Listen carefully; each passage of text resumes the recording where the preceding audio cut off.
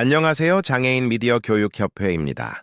오늘은 2026년 4월 넷째 주, 장애인과 노인 복지 분야에서 있었던 주요 뉴스들을 정리해서 전해드리겠습니다.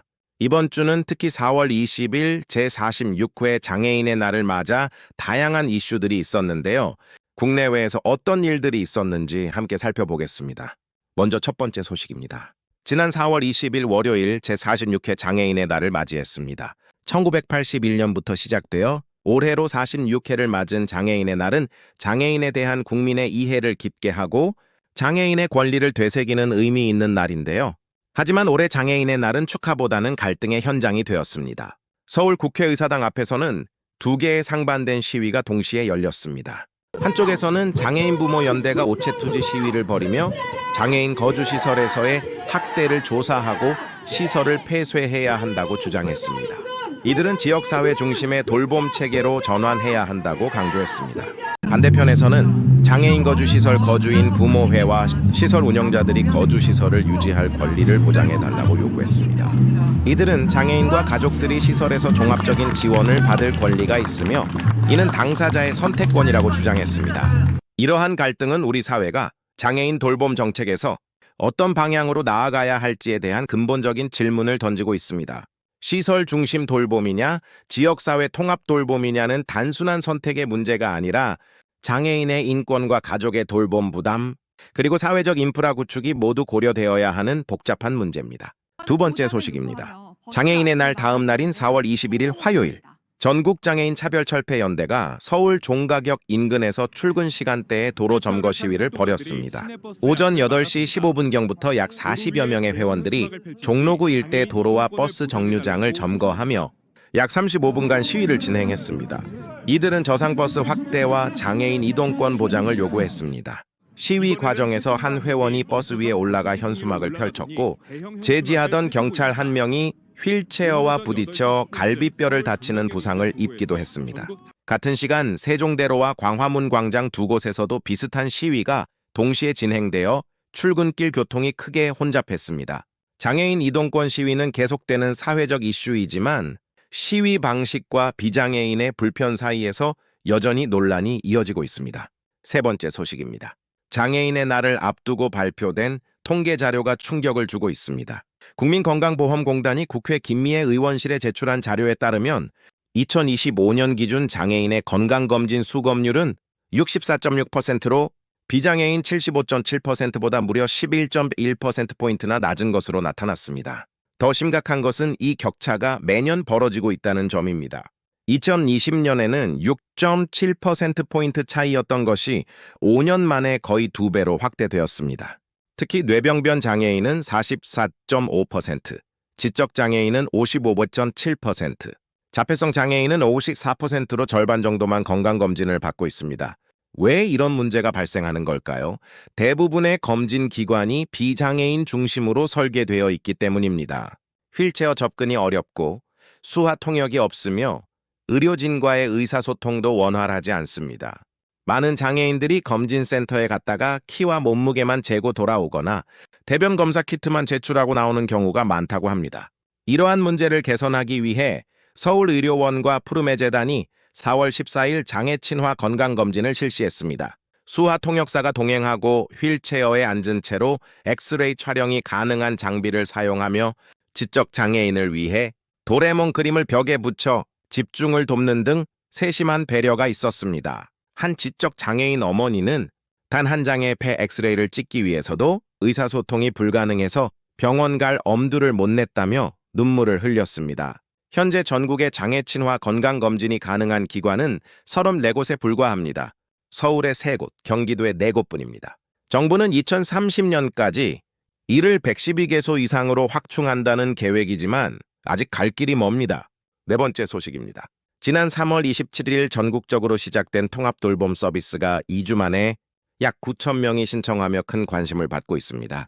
통합돌봄 서비스는 노인과 중증 장애인이 시설이 아닌 자신의 집에서 의료, 요양, 복지 서비스를 한 번의 신청으로 통합해서 받을 수 있는 제도입니다. 보건복지부에 따르면 4월 11일까지 총 8,905명이 신청했으며 하루 평균 809명이 신청하고 있습니다. 이는 시범 기간의 하루 평균 174명보다 4.6배 증가한 수치입니다. 지역별로는 전남이 65세 이상 인구 1만 명당 18.2명으로 가장 높은 신청률을 보였고 부산 17명, 대전 16.6명 순으로 나타났습니다. 반면 경기도 4명, 울산 5.1명, 제주 5.3명으로 상대적으로 낮은 신청률을 보였습니다.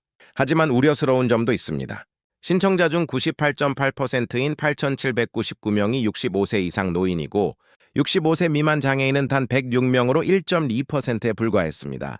특히 서울, 부산, 경기, 전남을 제외한 다른 지역에서는 65세 미만 장애인 신청자가 한 자릿수에 그쳤습니다. 이는 65세 미만 장애인을 위한 통합돌봄 서비스가 229개, 시군구 중 102곳에서만 제공되고 있기 때문입니다. 정부는 점차 서비스 지역을 확대하고 지자체의 참여를 독려할 계획이라고 밝혔지만 지역 간 격차가 여전히 큰 상황입니다. 또한 강원도 홍천군과 경북 예천군, 부산 기장군 등 3개 지역은 인력 부족으로 서비스 제공이 어려운 상황입니다. 정부는 4, 5월에 추가로 방문 의료기관을 지정하겠다고 밝혔습니다. 현재까지 643명이 서비스 연계를 완료했으며 신청부터 서비스 연계까지는 보통 2개월이 소요됩니다. 수혜자들은 평균 3.3개의 서비스를 받게 되는데 일상생활 지원이 42.8%로 가장 많았습니다. 여기에는 가사 도움, 이동 지원, 식사 지원, 방문 미용 서비스 등이 포함됩니다. 5번째 소식입니다. 서울교통공사가 정부의 노인 무임승차 비용 보전을 요청했습니다. 65세 이상 어르신들은 지하철을 무료로 이용할 수 있는데요. 고령화가 급속히 진행되면서 무임승차로 인한 손실이 눈덩이처럼 불어나고 있습니다. 2026년 무임승차 비용은 연간 7,700억 원에 달할 것으로 예상됩니다. 지하철 무임승차 제도가 도입될 당시 65세 이상 인구 비율은 전체 인구 100명 중 4명, 즉 4.1%에 불과했습니다.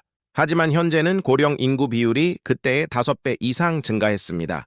2024년 한국은 초고령 사회에 진입했고 앞으로도 노인 인구는 계속 늘어날 전망입니다. 서울교통공사는 무임승차는 국가정책인데 손실은 우리가 모두 부담하고 있다며 정부의 재정 지원을 요청했습니다. 일각에서는 무임승차 연령을 70세 또는 75세로 상향 조정하거나 무제한 무료 제도를 폐지하고 월리 내지 3만 원의 교통수당을 지급하는 방식으로 전환하자는 의견도 나오고 있습니다. 하지만 노인들의 이동권과 복지를 어떻게 보장할 것인가는 단순히 비용의 문제가 아니라 사회적 합의가 필요한 사안입니다. 마지막 소식입니다. 국토교통부가 중산층 노인을 위한 새로운 주거 모델을 검토하고 있습니다. 현재 노인 주거는 크게 2가지로 나뉩니다. 고소득층을 위한 고급 실버타운과 저소득층을 위한 공공임대 복지주택입니다. 하지만 중산층 노인들을 위한 적절한 주거 옵션은 부족한 상황입니다. 국토부는 최근 주택협회와 건설사 4곳을 만나 의견을 수렴하고 서울의 고급 실버타운을 방문해 운영 사례를 점검했습니다. 정부는 주택법을 적용해 노인 주거를 공식 주거 단위로 제공하면서도 필요한 생활 지원 서비스를 포함시키는 방향을 검토 중입니다.